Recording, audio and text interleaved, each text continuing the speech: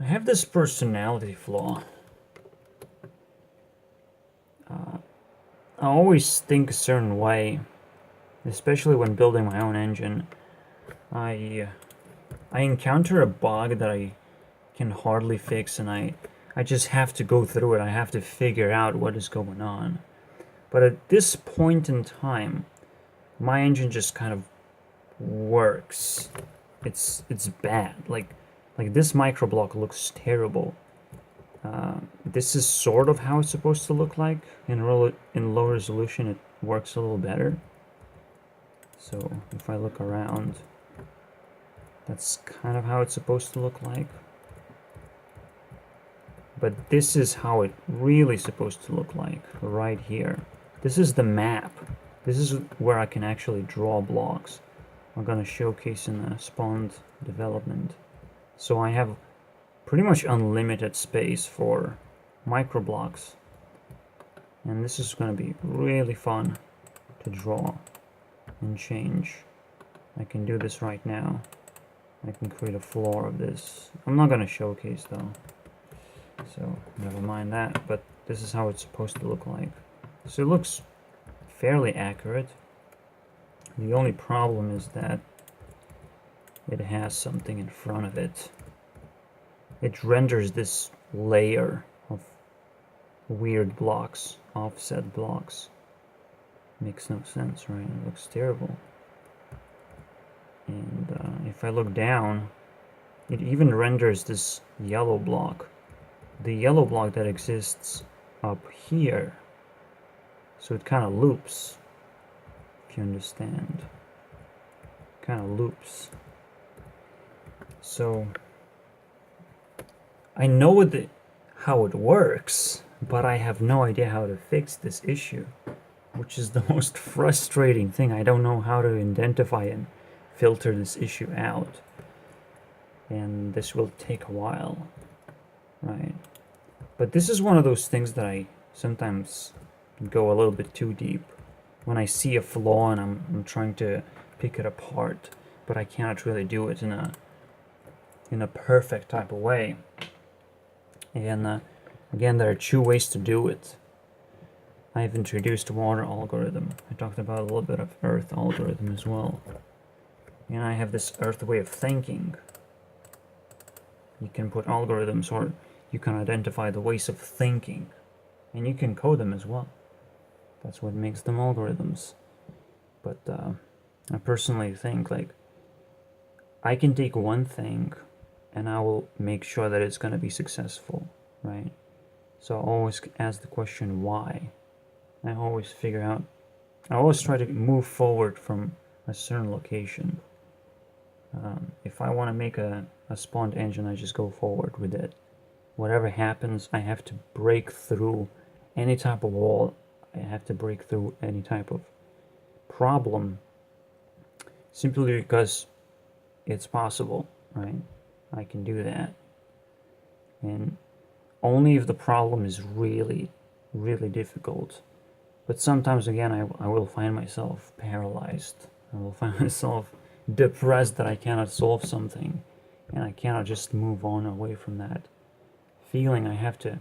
I'm forcing myself too much to solve this. It's almost like H3 actually talked about the same thing, where he said, I tried to plug in the TV, but it's just impossible, right? I cannot solve this problem, but I still try it so hard, to the point of depression, basically. And yeah, it's very interesting insight about depression. This is not the episode that I wanted to make, but just kind of heads up to what's coming. Just an insight that I have a flaw, and in terms of thinking, and maybe I have to mix things up and add water to my work, because water is known for its workaholic nature. It's kind of childish. It's kind of like playing. If I use my engine As an example, I would just, move on to do something else, right? Program something else. If I fail to do microblocks, I just do something else. And in fact, I didn't really fail. It's just such a small thing that would consume so much of my life. A simple bug, which would take so much time. The microblocks in general are just so terrible.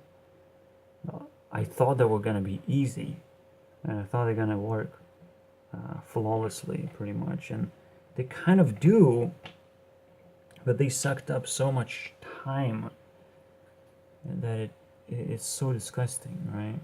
And then there's this unbeatable bug, which I'm talking about instead of solving it. It's like, oh my god, it's an endless spiral at some point where I'm still solving the problem basically because I'm talking about it.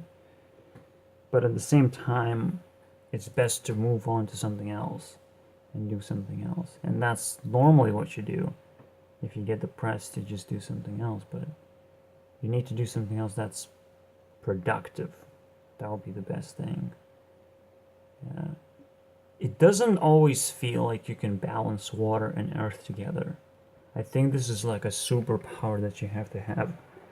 If you can organize things properly, if you have like a playground for yourself, for myself, it would be, drawing blocks, changing textures, just having little simple tasks that I can do for myself that would, help me out.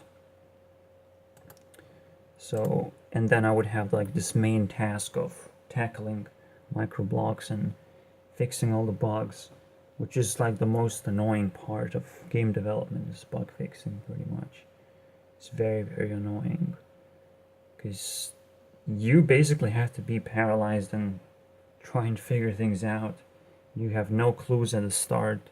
You have to reinvestigate the code bit by bit and get closer and closer. It's a longer process than anyone would think. A single little bug is so hard to catch and crush. It's like mouse catching. That's how hard it is. And it's really painful. This is not what this video is about. And I almost cannot call it a episode 16 in the first place. The real inspiration is this pun that I've created in my head. In the end, you laugh, you're Pewdiepied. The Pewdiepie by itself is a pun. His name is a pun. He kills you and turns you into a pie. Pew, you're dead. And the reward for dying, for killing a person. You know what he actually... see, this habit of creating meme content, this habit of creating you laugh and you lose content, this habit of faking your thumbnails and continue doing clickbait and over 10 minutes because I want 2 ads in my videos. This habit is unbelievably disgusting, what PewDiePie is doing, and it just kind of dawned to me. Again, I was just doing something else and things just clicked, right? And it happens. It's very amazing moments when you allow water and earth to work together, sort of. Things can click, right? Things can connect. And you figure out that, oh shit, I've done everything wrong. All these bugs that I'm having, I have been going in the wrong direction all this time. So I think water can really support earth type of thinking, as you can see.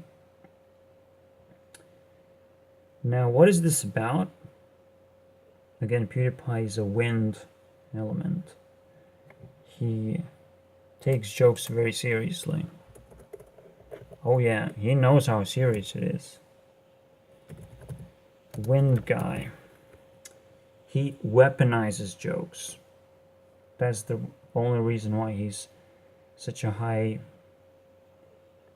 persona on YouTube, because he's the guy who makes a lot of jokes, who has weaponized those jokes.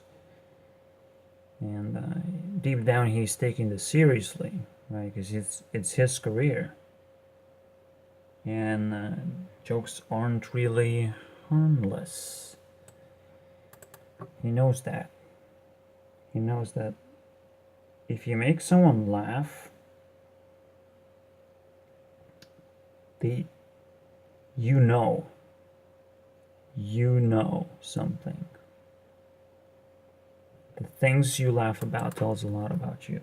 Think about what that means. Why does PewDiePie say you laugh, you lose? That means that he have learned something about you. He's like, yes, that's cringy, right? That's cool. People laugh at this specific thing. I wonder why, right?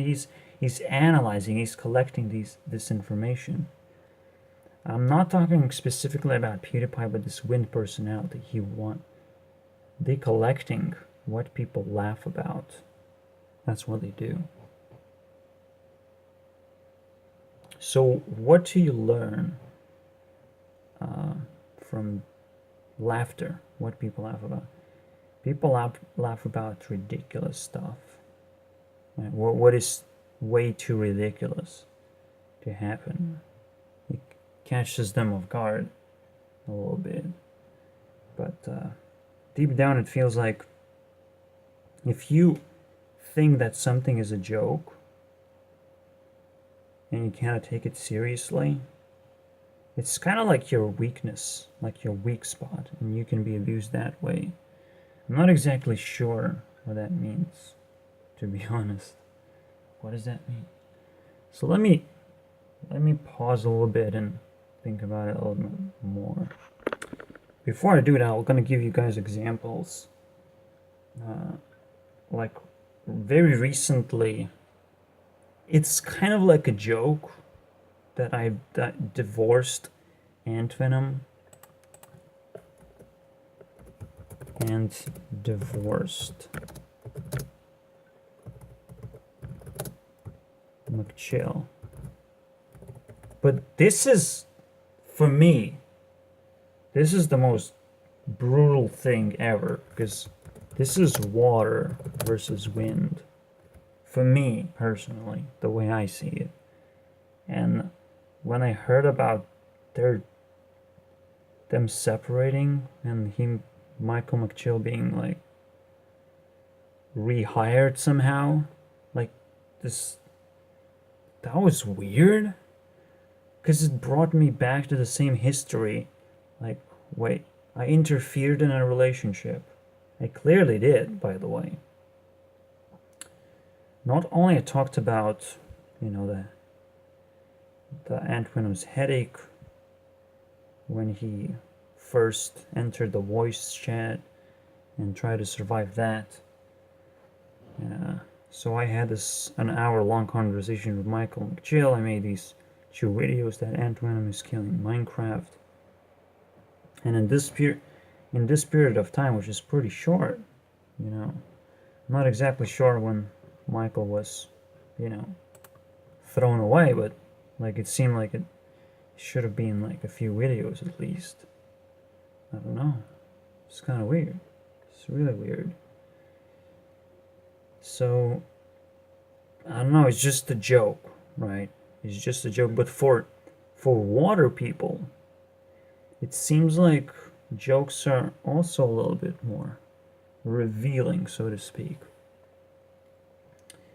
Because water people want to joke about it. They find success in joking about something, but they don't find success in, other ways. I think water people try and pick up the most successful thing for them, right? So if they choose to joke about something, that says a lot about them and their situation, right? So if you're joking about the relationship that you're having with a person, and Ant Venom just made a statement like, we need to divorce Michael McChill, but it's a joke, right? But if you pick up on that, and you know that's a water personality, if you know that's an anxious personality, for jokes specifically, kind of exploit the weakness of water personality. So again, this weakness is that they reveal how they feel, right? They especially reveal how they feel about it.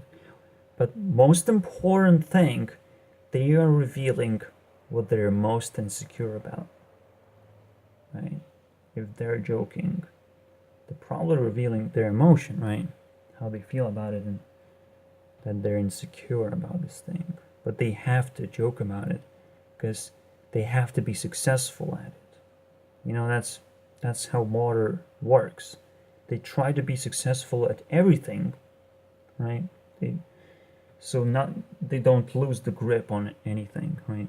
The earth personalities try to keep things in their memory, and that makes them feel successful because, you know, they remember all the different things that they did in life, I guess. I don't know. Every personality wants to feel successful in a way that they're not just good at one thing, because that would be not successful at all. Like if you're just a good singer but you have no idea how to talk with people, it is absolutely destructive to your personality. So you have to be successful at many things. All right, so the water personality would say, okay, I'll just tag an emotion and I'm going to embrace that emotion whenever it comes up, right? That's how they manage things. They use emotions, right, as their ways of going a certain direction, so to speak. That's it's really hard to like break it down, but I've made a conclusion already. Why jokes are so effective against water personalities is because when they laugh, they lose.